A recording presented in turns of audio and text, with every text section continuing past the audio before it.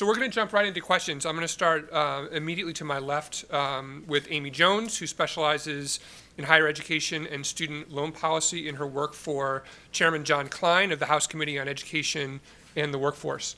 Amy, it all sounded very compelling to me. Higher education is important, it's expensive, the federal government's spending a lot of money on it.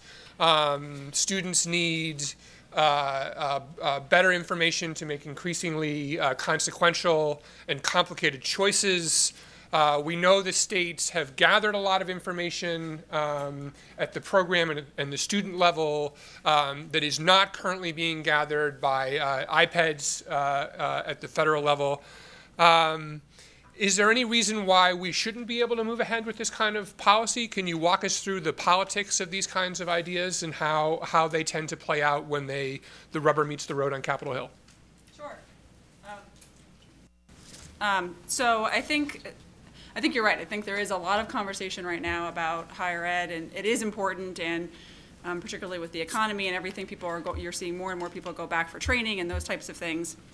At the same time, I think you have to think through with regard to this, to a lot of the data that's out there, is what all is out there and what can be consolidated and streamlined so that people are getting the right amount of information. And I think that's where you're going to see some of the political conversations and some of the conversations that we're actually going to be starting tomorrow at a hearing that the Subcommittee on Higher Education and Workforce Training is having, ironically enough, where Mark is actually going to be one of the witnesses testifying.